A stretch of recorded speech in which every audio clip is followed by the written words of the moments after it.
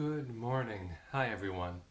My name is Menachem Creditor, and I serve as scholar in residence for UJA Federation of New York. We come to you Monday through Friday, 9 o'clock in the morning, to bring a little bit of Torah, a little bit of song, a little bit of togetherness. And so it's good to see you here today. It's Tuesday morning, in case you were curious. And we always begin with a blessing for learning. So as you join us, welcome everybody. David, you win. Barry, hi.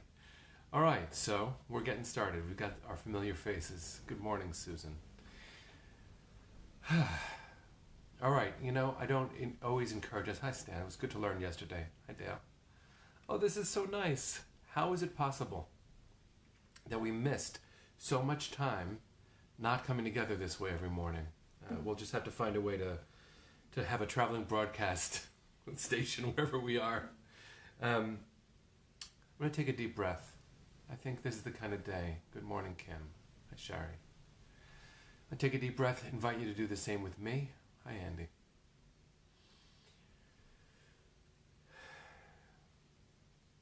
Here we go.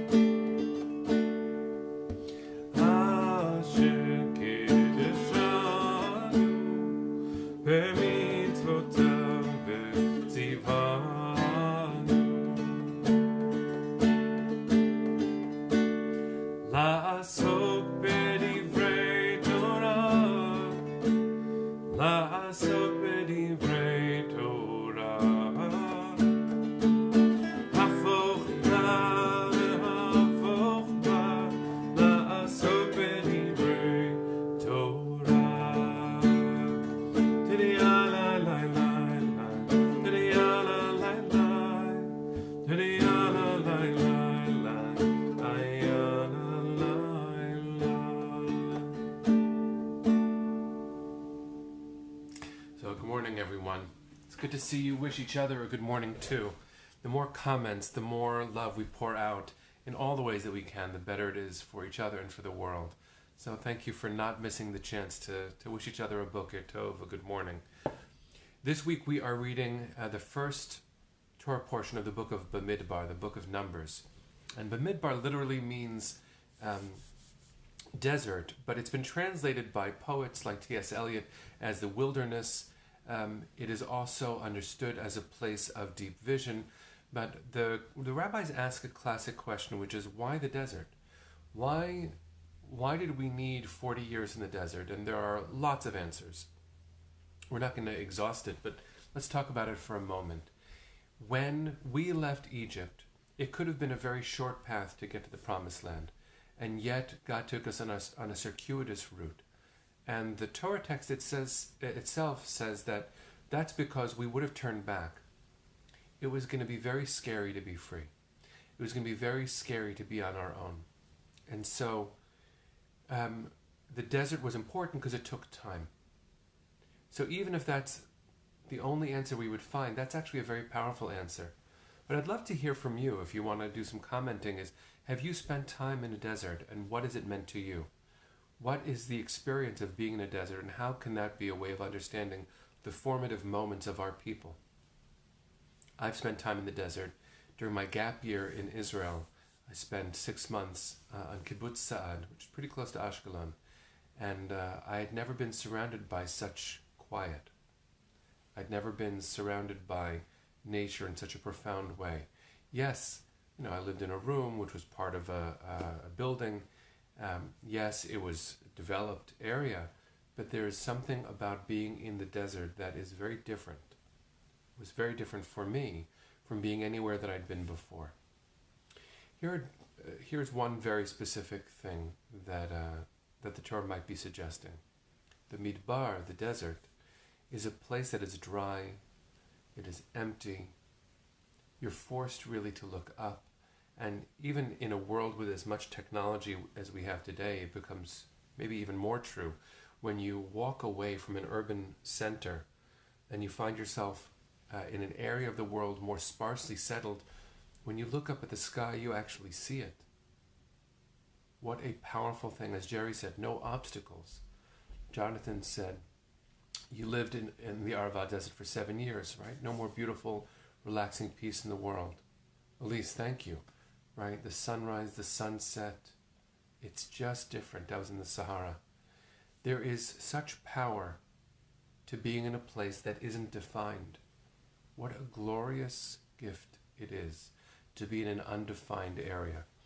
Now, in a certain sense, this moment in time has us in an undefined era. We know the boundaries of where we should be and how we should take care of ourselves and each other. But the fact that we aren't yet in the territory that is marked, the territory that we knew, there's something really, really essential about seeing this as a new kind, not of wilderness, but of an undefined space. You can hear, Joy said, you can hear birds much more, especially since there's much less construction noise. Yes, in this moment right now, it's not that this part of the world is a desert or a wilderness, but there's less definition, less human defining of the space. It smells different. It looks different. And when we walk outside, we notice things differently. I see the colors more sharply now.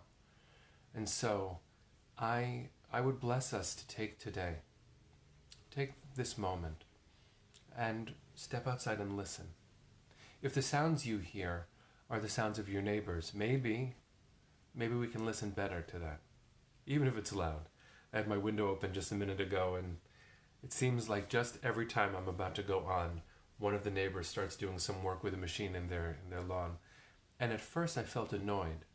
And sometimes I still do. I want to be clear about that. But I'm also grateful for the sound of human activity. It tells me that there is a world that is in motion outside. I could join it. I could walk outside and be in motion.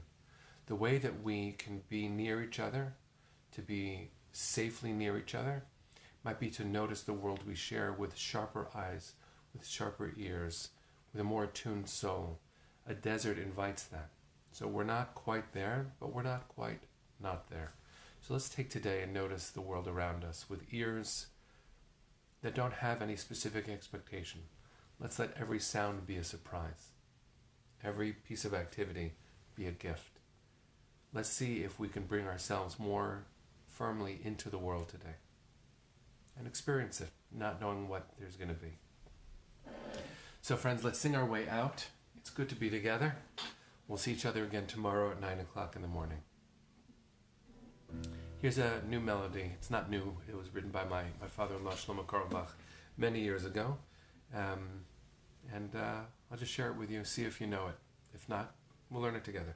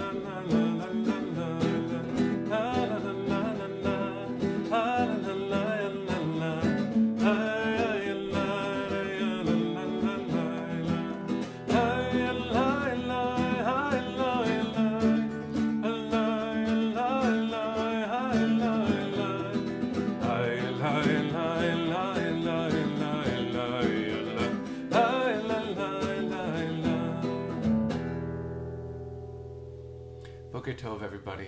Have a really beautiful day. See you tomorrow.